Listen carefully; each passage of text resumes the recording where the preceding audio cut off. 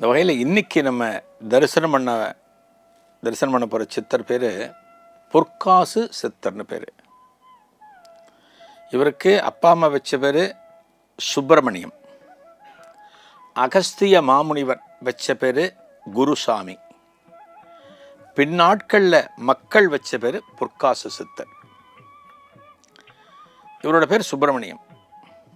எங்கே பிறந்தார்? திருநெல்வேலி. அங்கே தான் பிறந்தார்.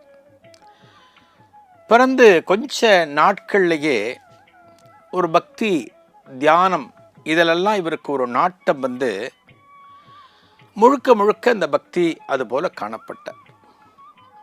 அதுதான் அவருக்கு பிரதானமாச்சு.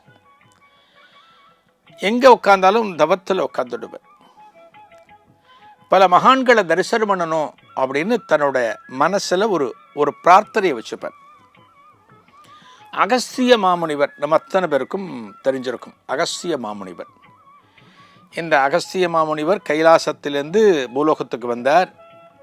இந்த தமிழகத்தில் பல பகுதிகளில் பல ஊர்களுக்கு வந்திருக்கார்.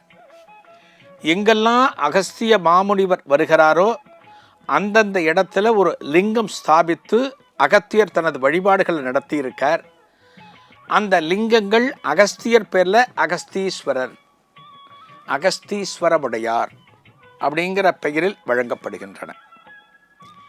அதாவது சித்தர்கள் அத்தனை பேருக்கும் தலைமை, ஒரு லீடர்ஷிப்னு சொல்லுவோம் இல்லையா, அதெல்லாம் யார் அப்படின்னா அகஸ்தியர், போகர், கருவூரார், இவங்கெல்லாம் அந்த பொறுப்பில் இருந்தாங்க.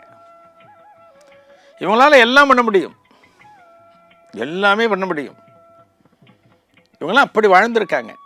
இந்த அகஸ்தியரை மனசில் நினைக்கிற ஒரு நாளைக்கு அகஸ்தியர் இவருக்கு முன்னால் தோன்றுகிறார். யாருக்கு முன்னாடி? இப்போ நம்ம பார்க்குறோம் இல்லையா, சுப்பிரமணியன். அந்த சுப்பிரமணியனுக்கு முன்னாடி தோன்றுகிறார். அப்பா, நீ தவம் இருக்கியே, என்னை மனசில் நினச்சிட்டு இருக்கியே, உனக்கு நான் அருள் பண்ணணுங்கிறதுக்காக வந்திருக்கேன் அப்படின்னு சொல்லிட்டு அவருக்கு சில மந்திர உபதேசங்களை பண்ணுறார். மந்திர உபதேசம். அந்த மந்திர உபதேசம் பண்ணி முடித்த பிறகு ஒரு தீட்சை, அதாவது ஒரு துறவு நிலைக்கு செல்லுதல், அந்த தீட்சை கொடுக்கிறார். அந்த தீட்சை கொடுத்த பிறகு அகஸ்தியர் அவரை ஆட்கொண்டு ஆசிர்வதித்த பிறகு இங்கிருந்து மறைந்து விடுகிறார். யாரே? அகஸ்தியர் மறைஞ்சிட்டார். இவர் மறைந்த பிறகு திடீர்னு தனக்கு முன்னால் தோன்றி தீட்சை கொடுத்து மந்திர உபதேசம் பண்ணி இதெல்லாம் இத்தனை அருள் கிடைச்ச காரணத்தினால இவருக்கு எல்லாமே கிடைச்சிடுது. அப்போ தான் குருசாமிங்கிற பேரையும் வைக்கிறார். யார்? அகஸ்தியரே வைக்கிறார். அந்த குருசாமிங்கிற பேர் வச்ச பிறகு, அந்த அகத்தியர் மறைந்த பிறகு சகல கலைகளும் இவருக்கு சித்திக்கின்றன. சகல கலைகள் அப்படின்னா என்ன? முக்கியமாக சித்தர்களுக்கு அஷ்டமா சித்திம்போம், 8 விதமான சித்து திறமைகள். அனிமா, லகிமா, மகிமா, இப்படி நிறைய சொல்லுவோம்.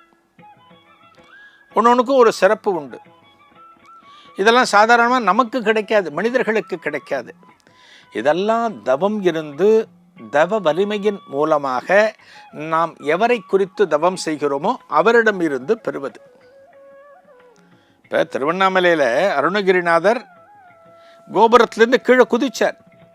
எதுக்காக? தற்கொலை செய்து கொள்ள வேண்டும் என்று. அவர் குதிக்கின்ற வேளையில் 2 கரங்கள் அவரை தாங்கி பிடிக்கின்றன. யாரு? முருகப்பெருமான். முருகப்பெருமான் அவரை தாங்கி பிடிச்சு அவருக்கு அருள்கின்றான். நீ சாக பிறந்தவன் அல்ல, என்னை பற்றி எழுத பிறந்தவன், நீ திருப்புகழ் பாட வேண்டும்னு சொல்ற. எனக்கு எப்படி பாட தெரியும்? எனக்கு பாடவே தெரியாது, என்னை எதுக்கு காப்பாற்றின முருகா அப்படின்னு கேட்கிறார். அப்போ முருகன் என்ன பண்ணுறான்? தனது வேலினால் அவரது நாவில பீஜாட்சர மந்திரங்களை எழுதுகிறான். அடுத்த கணம் அவருக்கு எல்லா சித்திகளும் கிடைத்து விடுகின்றன. எல்லாம் கிடைச்சி கொடுத்து அருணகிரிநாதருக்கு. அப்போ தான் முத்தை தெரு பத்தி தெரு அந்த பாடலை பாடுகிறார். அதே போல அகஸ்தியர் தோன்றி இந்த சுப்பிரமணியனுக்கு ஆசீர்வாதம் செய்த பிறகு அவருக்கு குருசாமிங்கிற ஒரு திருநாமம் கிடைக்கிறது. சகலவிதமான கலைகளும் அவருக்கு வாய்க்கப்பெறுகிறது. என்ன பண்ணுறார்? பலரது நோய்களை எடுக்க முடிகிறது. வர்மக்கலை அவருக்கு தெரிகிறது. இன்னும் என்னென்ன கலைகள் இருக்கின்றனவோ அத்தனை கலைகளும் அவருக்கு மிக சுலபமாக கிடைக்கின்றன. இதெல்லாம் கிடைச்ச பிறகு தனக்கு தவம் சித்தியாகிவிட்டது, தான் பல இடங்களுக்கு பயணப்பட வேண்டும், பல க்ஷேத்திரங்களை தரிசனம் பண்ணணும், பல முனிவர்களை தரிசனம் பண்ணணும் அப்படின்னு புறப்படுகிறார். இதன் தொடர்ச்சி என்ன? நாளைய குருவே சரணத்தில் காணலாம். நன்றி.